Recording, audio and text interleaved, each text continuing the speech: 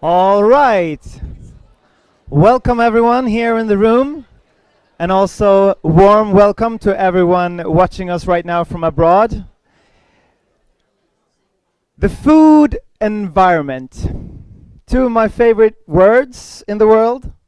But the food environment as an expression refers to the physical, economical, political, and socio-cultural context in which we as consumers engage with the food system. It is not only the physical environments, of course, like this marvelous, wonderful greenhouse we're in right now, but it's also the context and the conditions that shape our ability to make informed decisions about what we put into our bodies. My name is Jonas Bane. I'm a board member of the organization Reformaten, which in Swedish translates to reform the food, basically. And we believe that we need to really transform our food environments in order to better support both our health and our planet. And in doing so, today we are launching the Action Map. And the Action Map aims to highlight outstanding food environments, initiatives and policies from around the world with a strong focus on health, sustainability and justice. Often, these initiatives are driven by passionate individuals and grassroots efforts, offering plenty of opportunities for us to learn from and be inspired by. And one audience we really hope will engage with the Action Map is, of course, academia, including researchers interested in studying the dynamics of our food systems. And that's why it's so fitting for us to start this session by welcoming one of the leading experts in the field of food environments. Please join me in giving a warm round of applause to Christopher Turner, Senior Lecturer in Food Systems and Public Health Nutrition at the University of Greenwich. A warm welcome. Thank you. Stage is yours.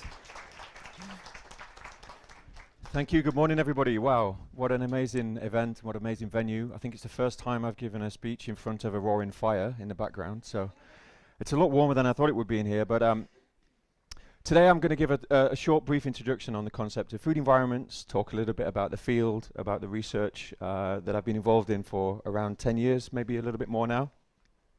And food environments are really recognized as this place, as we've already heard, where consumers or people interact with the food system. It's where we meet the food system. Can I get this to work? It's probably going to jump about 5 slides in a second.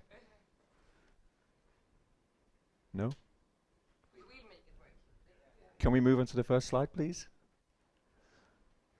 Here we go. So, now we're working. Good. So as I said, food environments are this place where people meet the food system. Think of all of the places where you've interacted to acquire and consume foods. This morning at the fantastic breakfast, this past week, the past month, the past year. This is your food environment, what you interact with. And I like to start my presentations with this collage of images that I've collected from various food environments around the world in recent years. As you can see, there's a range of food sources there, everything from supermarkets near my home. I live in Skåne in southern Sweden. You can see Maxi there. Other good supermarkets are available. I know we've got people from Coop here today as well. We've got Asda in the UK, which is close to the University of Greenwich, where I work in London. We have wild food sources. We've got the forest near where I live in Skåne, where we go mushroom picking. We've got the salad and the carrots growing in my garden at home.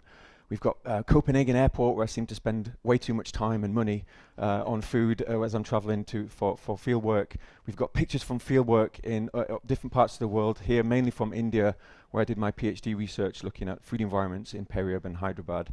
And whilst all these are spaces and places, and whilst they're food sources, food environment research is about more than just the food sources. It's about, as I said, how we interact with these as part of our daily lives.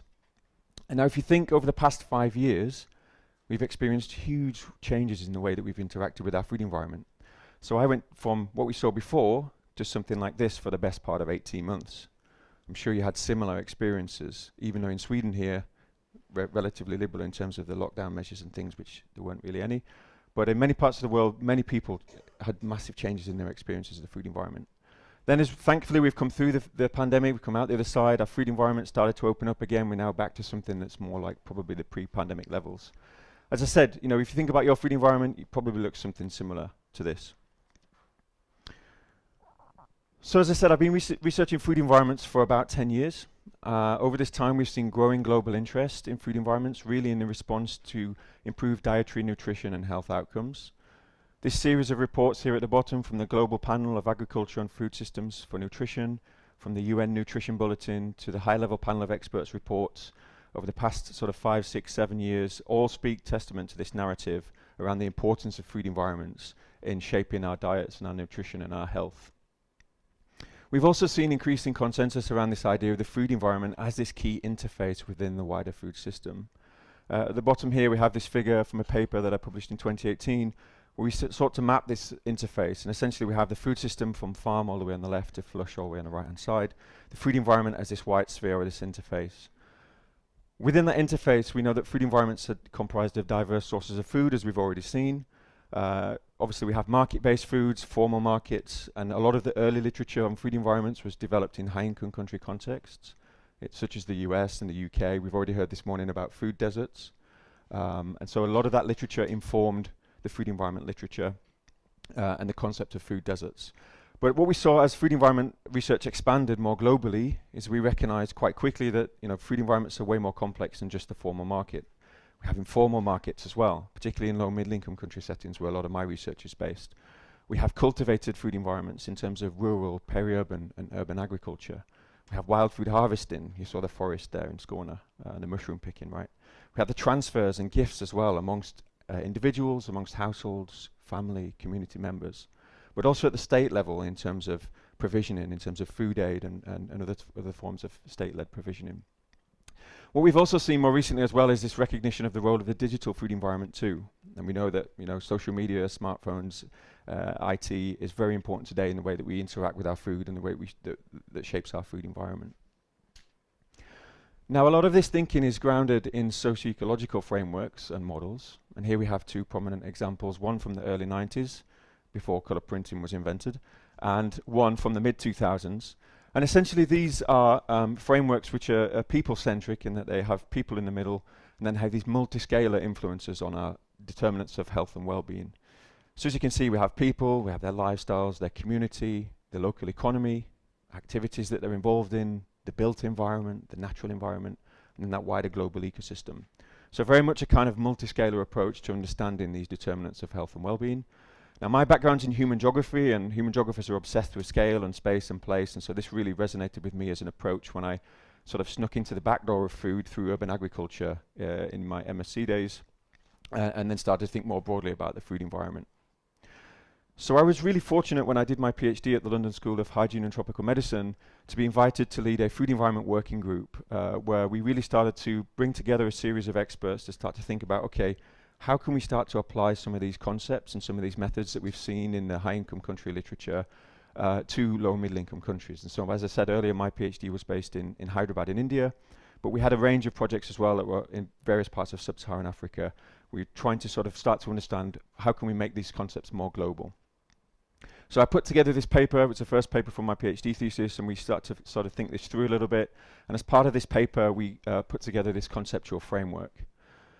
So this framework really takes the approach of socio-ecological theory, this idea of interactions between people and their environment, and start to map this out within this idea of the food environment as this interface. So we have the food environment there, that white box within the wider food system, and then we identified these two domains. The left-hand side, we have the external domain. And this is very much the world that's out there that we interact with. So here we have dimensions such as food availability, food prices, vendor and product properties, marketing and regulation. As I said, that world that's out there, right? Then on the right-hand side, we have the personal domain, and this is very much relative to individuals. So here we have things like food accessibility, affordability, convenience, desirability. And interactions between these various domains and dimensions are what we consider to shape food acquisition and consumption practices, and then those wider downstream nutrition and health outcomes. So this was really a way of sort of thinking through and starting to conceptualize food environments. Until this point, there hadn't really been a sort of conceptual framework that had been put forward. It had mainly been those socio-ecological models. But again, coming from sort of human geography and social science, and the approach that we take there in terms of having a theory to inform your method, to inform your empirical research, I was struck by how little theory there was within the food environment literature. A lot of it was like, okay, we've got this data, we can map all the food sources. We've got household data. We can run geospatial analysis and see, if there's any associations between the availability or the density of food outlets in relation to, what people's dietary outcomes. But actually, we know that our food environments and the way that we live our lives are way more complicated than that. And there was none of this other complexity accounted for in the earlier literature. So this is what we tried to infuse, some of this more sort of broader, more holistic thinking around food environments. Now, since its publication in 2018, increasingly becoming a long time ago, we've seen wider uptake of this framework. So here's a report by UNICEF and GAIN, Food Systems for Children and Adolescents from 2018. And really they sought to take some of these aspects of the personal, the external food environment, and integrate them with aspects of wider food supply chains, and really emphasize the behaviors of caregivers and children and adolescents as key mediators of diets of children and adolescents. So this is just one example of how others have taken this thinking and sort of applied it to a specific population. We've also saw during the COVID-19 pandemic wider uptake from UN Nutrition. So in the very early stages of the pandemic, they were trying to understand what the possible impacts of COVID might be on food environments. And so they put together this revised version of the framework and reached out and said, what do you think about this? Does this sort of represent the possible impacts of COVID-19? I won't go into the detail here, but if you're interested, they did do a study, an online survey, and had respondents from 119 different countries. And really sought to identify some key entry points for more resilient food environments off the back of that learning from COVID. A lot of the literature on COVID was focused on the negative impacts, but actually there was a lot we could learn through that experience. And then a bit closer to home here in Sweden, so the Folkhälsomyndigheten picked up the framework and used it to inform their literature review of all the literature here in Sweden. Some of these aspects taken into this revised version of the model here. And this was sort of to inform their literature review, which was then to sort of be put forward a position on how we might sort of look at food environment actions and policy here in Sweden. So as I said, this was increasingly a long time ago since this was published. There wasn't any kind of empirical work that informed it. It was bringing together these experts as a kind of working group or a think tank, if you like, to sort of put this forward. Since then, we've done a lot of learning in applying and testing these concepts in various parts of the world, as you see in a moment.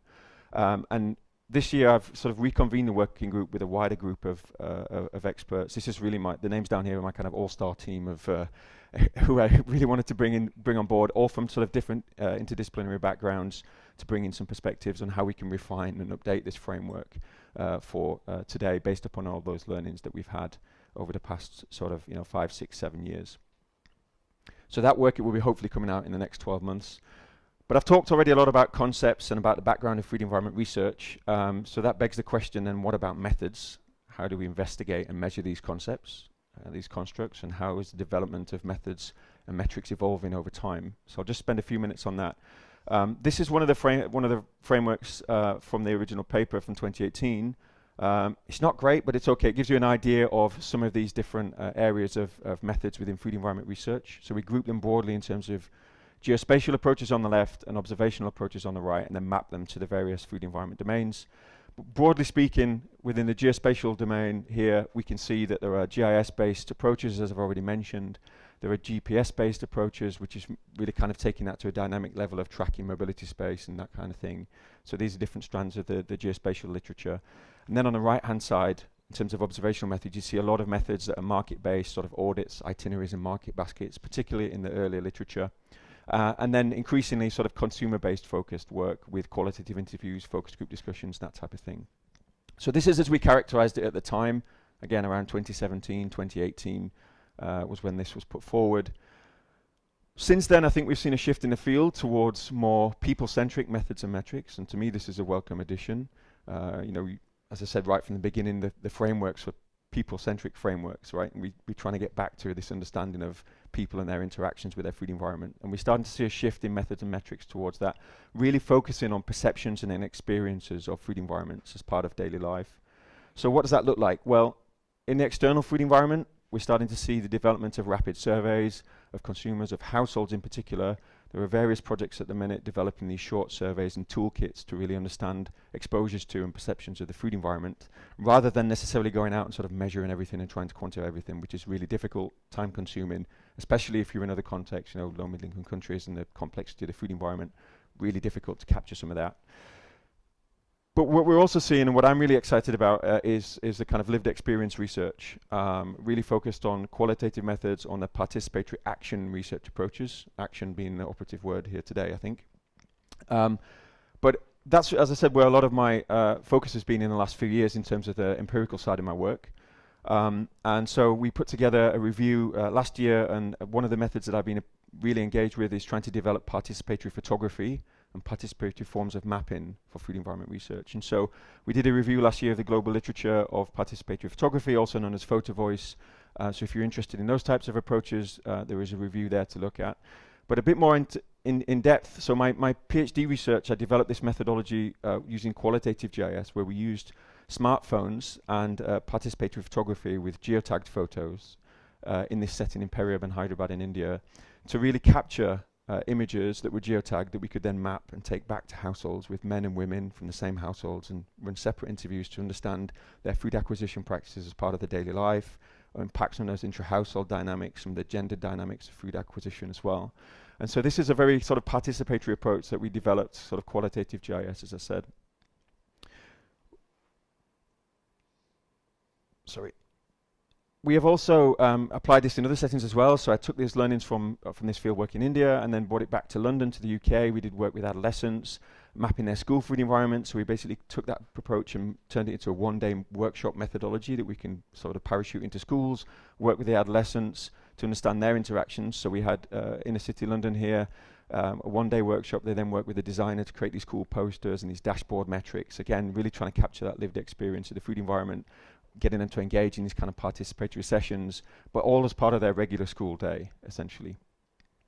We've taken this elsewhere as well. So this is a project from Senegal and Cote d'Ivoire, SAR Foods project, where we were looking at strengthening African food systems in the face of climate change. So this was really focused with fruit and vegetable vendors in the primary and secondary city in these two countries. Again, a very similar approach to participatory mapping. And then final example here, but this is a current study we have in Ghana, where we're looking at the political economy analysis of the food industry. And here we're looking at ultra-processed foods and sweet and sugar beverages and snacks, and how they get into the hands, into the bellies of adolescents in northern Ghana, in Tamale. So again, very participatory photography and mapping type approach with adolescents in schools. Now the interesting thing about this project is that it's a political economy project, so my part of the project is focused at this very local scale on the ground, but we also have other work streams that are looking at the meso level, at the distribution, the production of these products, but also at the macro scale, so the national level policy, guidelines, the national level actors in this space, and also the global actors. And what we've seen is there is strong global links in this political economy of how we go from global corporations, like you can see here, these Coca-Cola and various variants of, and how they get into the hands of these and mouths and bellies of these adolescents in northern Ghana in really sort of peri-urban and rural settings. So this gives you a flavor and example of some of the methods, some of the work, some of the overview. And that brings us to today, to the action map. And just in conclusion, a couple of thoughts here. So I've given a bit of a whistle-stop tour of the kind of the field. As I said, it's rapidly developing as concepts and methods are evolving, as they're being tested and applied around the world in diverse settings and contexts. And the importance of context, obviously, as I said, I'm a human geographer, so I'm really stressing the importance of context. But actually, what we need to do now, I think, is get to the point where we can synthesize some of these learnings. And so from something like the action map, where we have these different case study examples from around the world, of course, you need to recognize the context, but you can also take away those learnings. What works? What are the good interventions? What are the really good initiatives can we try in different places? And I think there's a lot of opportunity for cross-country and cross-cultural learnings as well, from both high and lower middle-income countries as well. So I'm really excited about this initiative. And actually, I've been trying to get something like this off the ground for a long time. So when I saw you were doing this, I was like, this is brilliant. So I'm really pleased that you've done it. And the other thing I want to mention was, obviously, I mentioned that there's been a real drive towards participatory action research in recent years. But if I was to critique sort of the small sort of niche field that I'm in and what we're doing, we spent a lot of time developing the concepts and the frameworks. We're still revising them now, as you've heard. We spent a lot of time trying to get to the bottom of the nuts and bolts of, well, how do we do this participatory research, right? So a lot of the participatory photography and mapping, we've spent a lot of time and attention on developing these methods. But what we haven't done yet, and what the review of the participatory photography literature showed, was that we haven't really got that far as really getting to the action point yet. And again, so I'm hoping that the action map and some of these examples will serve as a springboard to identifying some of these opportunities and some of these way forwards, so that in the next 5 to 10 years we can start to move from where we've been over the past 10 years in this field. So yeah, I'll end there. Thank you. If you could just stay with me for a second here, I'd love to ask you some questions on this. Sure. Really interesting work. Thank you you. so much for your contribution. You talked about this framework that you've developed, and as I'm going to show you in a couple of minutes, we've also integrated part of that framework into the filtering session of the action map. Could you tell us a little bit more about what made you develop the framework? Well, how did you see that there was this necessity to develop a new framework, as there's was already some frameworks out there which you could use?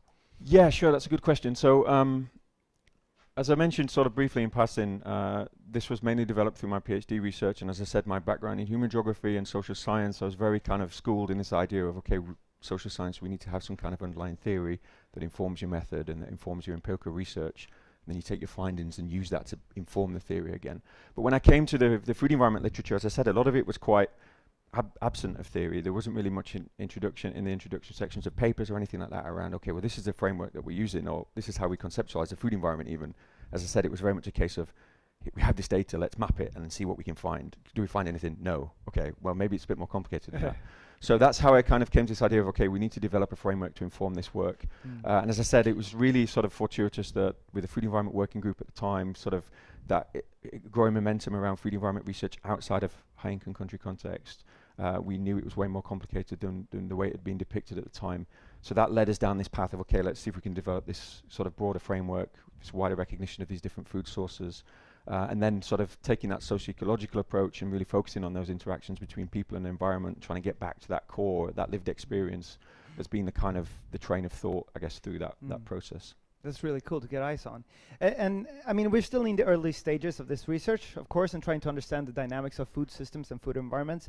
But what are the lessons learned so far that we can use in order to look at our present food environments and try to change them and develop them in the right direction? What can we see already now in terms of food environments and what actually works with humans and health? Yeah, I think that's a good question. It's a challenging question. I think, of course, as I said, it's still a nascent field, really. We're still emerging as a field relatively new. I mean, even from the high-income country literature, you've only really seen food environment or food deserts from around the mid to early 2000s, 2004, 5, something like that. And then from the more global literature, probably from around 2014, 2015, you start to see that. Of course, in terms of the interventions and things that work, I think empirically and scientifically, we're still trying to figure that out. But I know there are really good examples from around the world in various settings. And I think what I would like to drive is this idea of we need to have a range of interventions or a suite of interventions that can be, economic or policy related in relation to taxation or other things, but we can also have community grassroots initiatives as well, and we need a real suite and range to work across those scales. I mean, you look at that political economy project and just the various actors along that kind of pathway, if you like, or that chain that leads from these kind of globalized products, as I said, being in the hands and mouths of these children in schools in northern Ghana, right? I mean, how does that work? Clearly you can't just have one intervention that sort of addresses issues like that. Of course. But the big thing I'd like to say is that, again, I really like this drive towards the more participatory sort of grassroots level research, that lived experience as a critical source of evidence. The use of visual material and photography, we know that can be so powerful in terms of communicating to policymakers and other actors as well. So I think that's my kind of leaning is towards that type of intervention. Yeah, for sure. Okay. Thank you so much, Christopher Turner. A warm applause for you Thank as you. well. And now it's time to actually dive into the action map and show you a little bit more about what the platform actually is. So the action map platform is supposed to be a tool that can actually connect people from around the world. We want to see them inspire each other. We want to be inspired by them, of course. And we also want them to be able to help each other in development of food policies locally, and also for academia to embark on exploratory research here. So our vision is that the action map is also invaluable to students, of course, within this field, to find case studies, to connect with the inspiring initiatives and the people that are actually driving this transition in different parts of the world. As a civil society organization ourselves in Reformaten, we also wish for the action map to be a resource, of course, for other NGOs, where they can find evidence of successful food policies that have worked, and can be used to influence local politicians in their context. So seeing as we would love a broad audience here, if we can just go back to those brilliant images from the beginning there, we want to start off with showing inspiring food environment images, of course, that welcome you when you enter the platform. And then as you scroll down, you'll find a little bit more text parts that can explain our goals there. The starting point of the action map, how it came to be, and what our aims and goals with it is, so that people can understand that directly. We then go down to the map itself, which is sort of the centerpiece of this whole project. It's a classic globe setup where you can like spin around and zoom in and zoom out, making it easy and accessible to find different cases around the world. And the cases are here shown as seeds of change, as we call them, on the map. A feature that we've also integrated is the possibility to filter the cases presented on the map, depending on like what your interests are, of course. First, you get the option to choose between policy and research. We've chosen policy here. You then get the option to filter on the scope of the policy. Is it local? Is it regional or national? The thematic area, of course, which is modeled on Turner's work here. And the target audience, which can also be an important filter for policies. And lastly, you can choose to filter the current status of the policy, which is also a possibility here. So for instance here, with this national policy that addresses marketing with citizens as a target group, we find the health star rating system in Australia and New Zealand. We've also, up in the corner there, added a search function for word search, if you want to filter on that as well. If you scroll down under the map, you'll see the possibility to apply with your own cases. And this could be exciting research that you're conducting. It could be a progressive policy in your region or an initiative that you've come across and really think should be represented on the map. Each of these buttons here lead to a form in which we will ask you for relevant information on background, aims, and method of the case, as well as, of course, contact details, so we can interact and have you interact with the people in the case. That's sort of the key point here, that people will be able to meet and connect with each other. We at Reformatum will look through all of these cases to publish them on the map. And then also underneath here you'll find a short FAQ where we explain our visions and goals, how one can add a case, what the food environments are, and also how you get in contact with us, of course. And if you feel like something is really missing here, in this stage, please let us know. We'd love to get some input on what you feel would really be helpful for you when you're navigating the action map. I was also to say that the platform itself is developed in collaboration with a digital agency called the Apartment, which has been really a centerpiece in making this happen the way it did. And now you've seen the basic part of the action map, but I also want to dive into a little bit more detail. So in order to do that, we've also received a couple of video messages from some of the cases that have been represented on the map. And first out, I would like to show the video of Lauren Drumgold, who represents the New York City Mayor's Office for Food Policy. Just as food environment issues can be broad and affect widely, the solutions can also tackle a multitude of problems at once. And with this policy in New York City, they managed to support both local food businesses and farmers, and at the same time tackling food deserts and nutritional issues.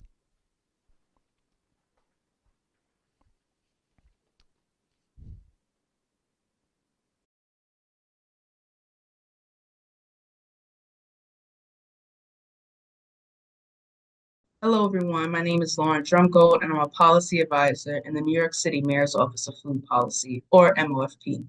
I'm excited to join you to celebrate the launch of Reformatting's Action Map and share some of New York City's key initiatives to improve food security and reduce greenhouse gas emissions from our food system. To give you a lay of the land, food insecurity is on the rise in the United States. In New York City, nearly 40% of adults lived in a household at risk of food insecurity in 2022, compared to about 34% in 2021. Food insecure households are often constrained in their ability to buy fruits and vegetables, but one of the ways New York City is addressing food insecurity is through Health Bucks. The Health Bucks program provides $2 coupons redeemable for fruits and vegetables at all of our 130 farmers markets. This program provides New Yorkers with an additional resource to purchase fresh and regionally grown fruits and vegetables and helps to address inequities in access to healthy food. Health bucks are distributed in 3 ways. One, at NYC farmers markets as a Supplemental Nutrition Assistance Program or SNAP incentive. SNAP is a federal program that helps low-income families afford groceries. For every $2 spent using SNAP, you can get $2 in health bucks, up to $10 per day. It can also be distributed by community and faith-based organizations as a part of their nutrition programming, and by elected officials, city agencies, and organizations. In 2023, the New York City Health Department distributed over $2.3 million of health bucks. Research shows that nutrition incentive programs like health bucks are an effective way to promote healthy eating and improve nutrition security. Health bucks users report buying more at farmers markets thanks to coupons, and report high fruit and vegetable consumption the longer they participate in the program, even reporting that they consume more fruits and vegetables per day than the average New Yorker. This program not only helps New Yorkers in need, but also our regional farmers who accept health bucks as a payment for fresh produce. Health bucks increases SNAP sales at farmers markets and helps make markets more profitable.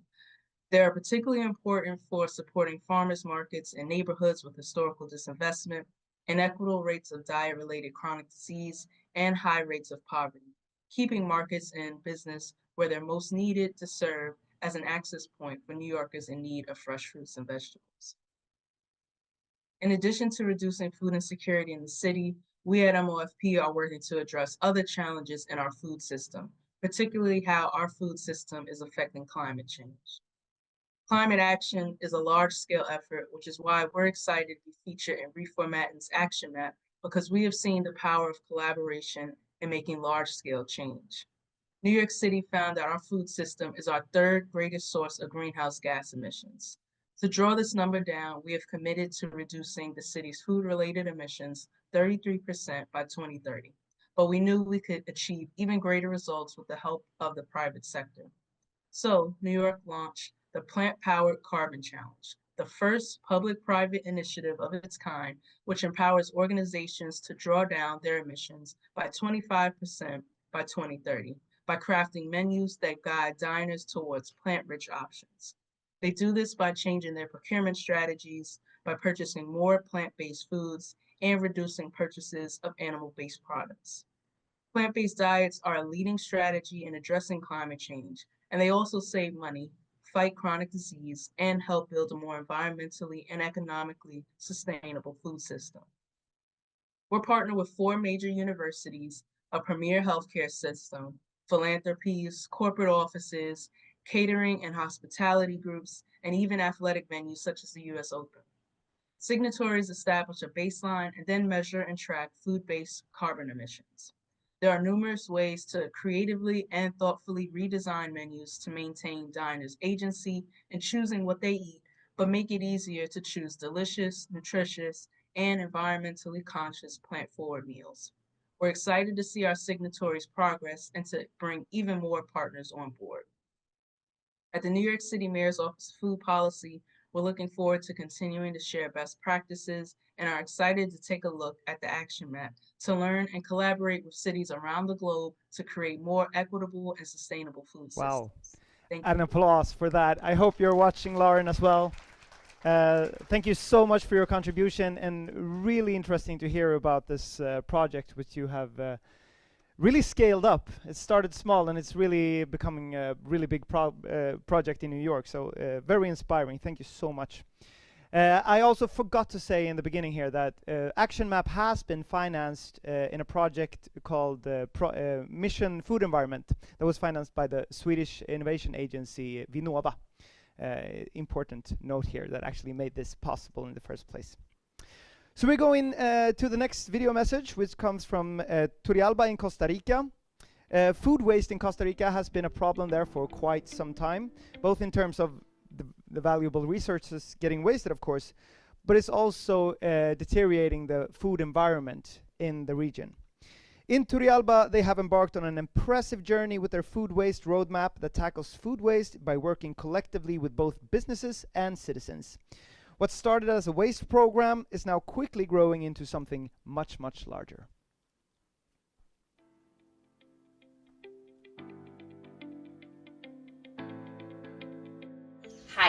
My name is Lorena Vallejo.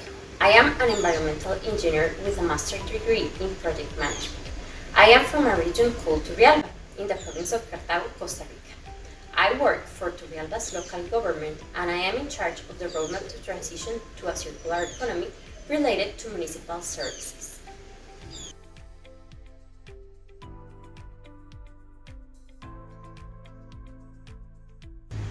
We published our roadmap on 2023, in which we focus our goals in the food chain in order to reduce the organic waste generation and use it to regenerate the soil.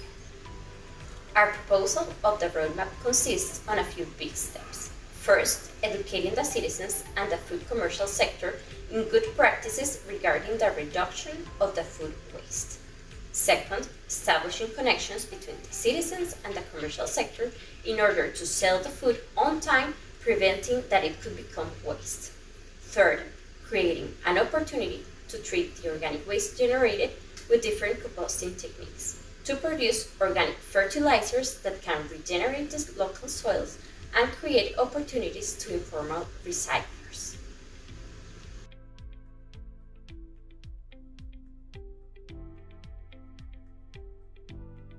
For next year, we are going to develop a technological platform called Turicircular that will provide us with tools required to educate and connect citizens with the food commercial sector. It will allow to sell online the food that is nearly to become a waste, but yet has further opportunity to be eaten and used to alimentary purposes. Also, we're going to build a facility to produce compost for the rest of the organic waste produced. It will be operated through an agreement with a local group of recyclers called Asocred. Our investment on this project is estimated to be around $465,000. Some of the budget is going to be financed by the municipality and the rest by other organizations because of the awards we accomplished this year in some national contests.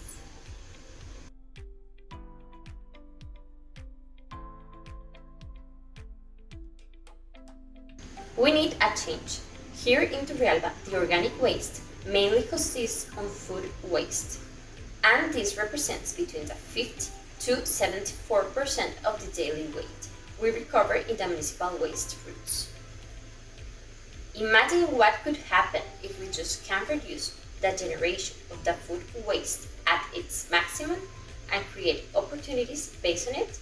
It is a great chance to improve the local competitiveness, the economy, the food security, the protection of the environment, and further benefits.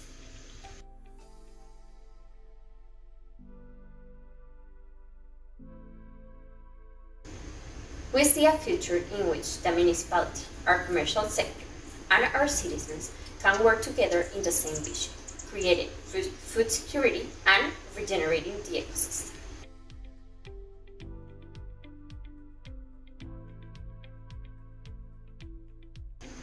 The collaboration is fundamental and very important. The results could not be achieved if there are no integrating solutions. We need to co-create our vision of the future. There is no other way to do it.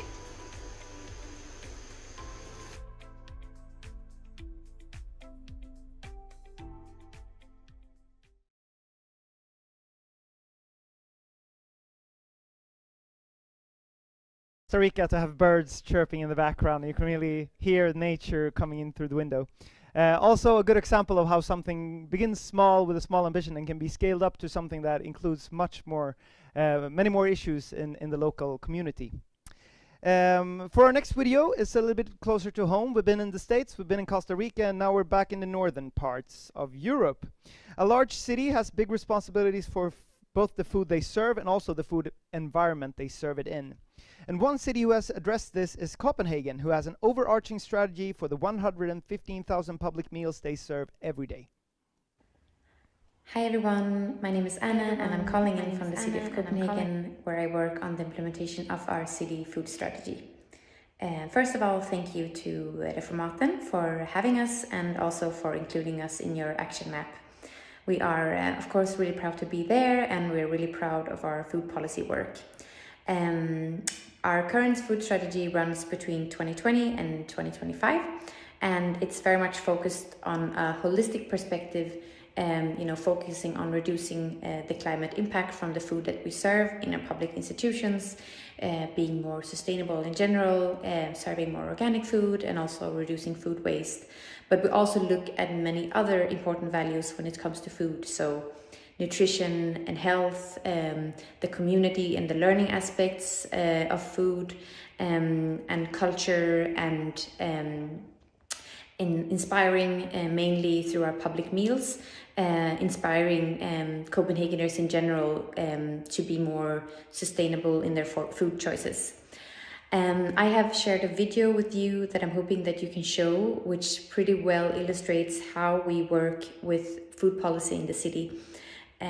We mainly work through our public meals, so we serve around 115,000 meals daily in our institutions today.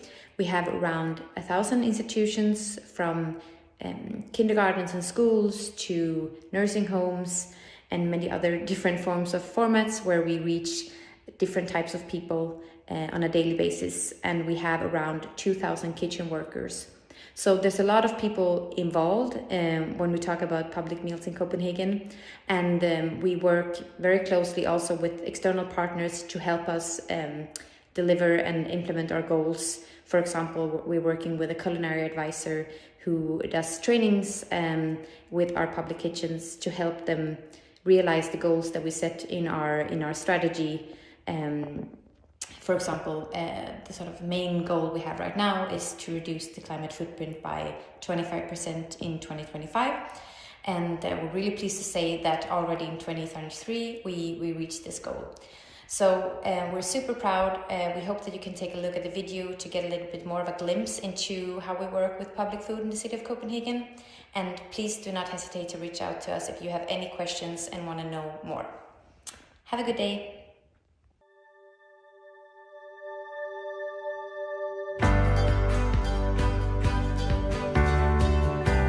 Når vi taler om madscenen i København, tænker de fleste nok på Michelin-køkkener og smukke tallerkenserveringer. Men væk fra rampelyset har byens kommunale køkkener også været på en kulinarisk rejse. Så i dag serverer vi sunde og velsmagende måltider, der er baseret på årstidens råvarer og næsten 90% økologiske. Og det er derfor, vi nu med stolthed kan sige, at København er verdens bedste madby, også når det gælder vores 70.000 daglige kommunale måltider. Hvad er det her, venner? Yes. Squash, den er her. Det startede for mange år siden med en stor vision. Vi har lært at sylte, bage og henkoge, at bruge det kedelige brød for i går. Og vi har plantet krydderurterne i vores gårdhaver og lært at begejstre med årstidens råvarer. Vi kan i det hele taget noget særligt med måltiderne i Københavns Kommune. Og vores rejse er ikke slut her. Nu sætter vi fokus på måltidernes klimaprofil, uden at vi går på kompromis med madkvaliteten. Så nu tager vi hul på næste kapitel i en god historie.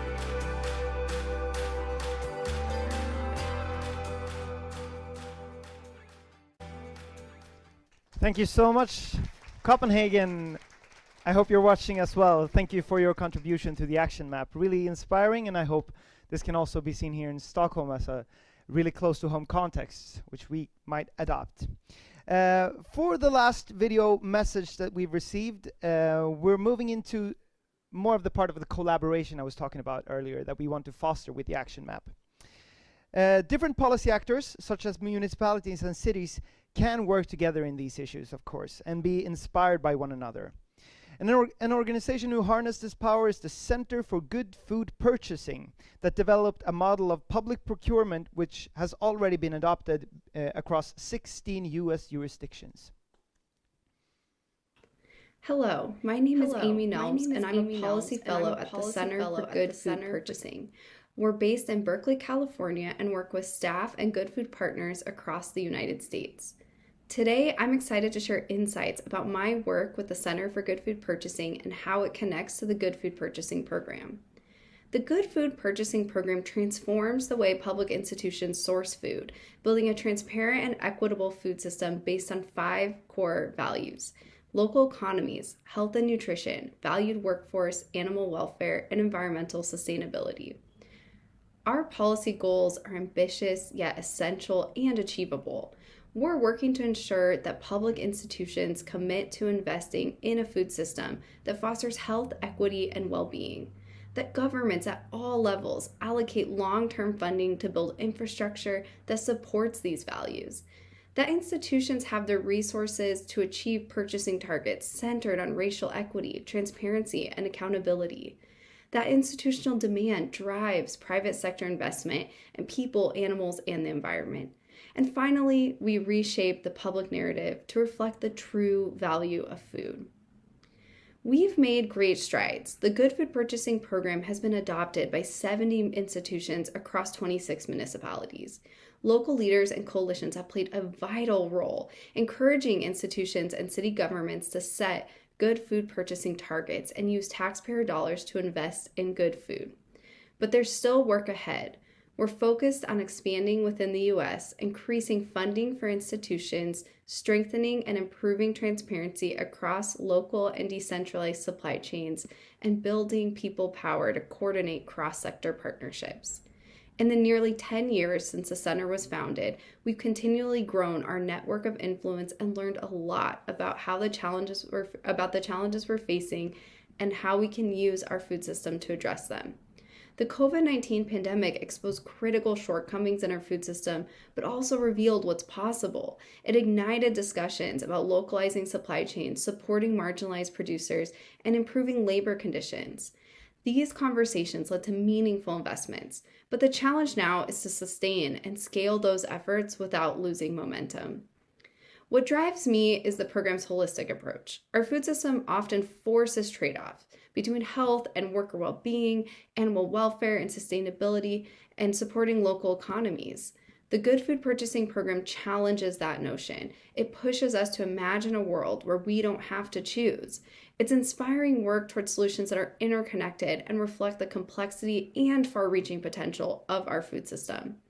The future of our work lies in a growing movement. Farmers, kitchen workers, eaters, and advocates are coming together to push for policies aligned with good food values. We're creating policy solutions like incentive funds that allow for schools to purchase food supporting all 5 of our core values, while grounding these efforts in strong local movements across the U.S. Collaboration is essential, especially in policy work. We embrace opportunities to partner with institutions and food system organizations on shared policy goals, metrics, and data collection. Beyond that, aligning food purchasing with climate goals is critical. Food accounts for 1/3 of global greenhouse gas emissions, yet its potential as a climate solution is often overlooked. By adopting a holistic vision, this movement offers a tangible path to systemic change that others can join to create a better food system and a more sustainable future. Thank you for the opportunity to share about our important work. The Good Food Purchasing Program is more than a policy initiative. It's a movement to reimagine our food system. I'm excited about the future and the partnerships that will help us get there. Together, we can transform how institutions invest in food and create a healthier, more equitable world. Thank you very much, Amy, and the Good Food Purchasing Initiative.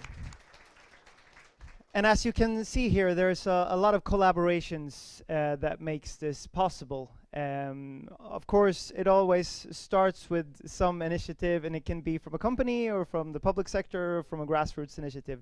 But it never stops there. It's always a collaboration between different society actors here. And lastly, out here in the presentation of the action map, I want to show how easy it is to add a case. Because as we know, we need to see the cases out there in order to know who we're going to collaborate with. So it's really important that we get people to add cases to the map. Here you can see how it's done. We simply click the Apply Research button here for this example, which will take us to the research form. There we go. And it will show you the boxes to fill out. You need to supply, of course, a name of the research project, write a short description of the project, or just paste the abstract, basically. And you can then mark the thematic area, which will be like on the research part, very important, of course. You can then list the participating institutions, the researchers involved, the funding entities, and so on. And also, of course, tell us if this is an active project. You can also paste a link to the project, any contact details you might have, and also add, of course, your own email address so that we can contact you and follow up if we feel that something is missing or incomplete.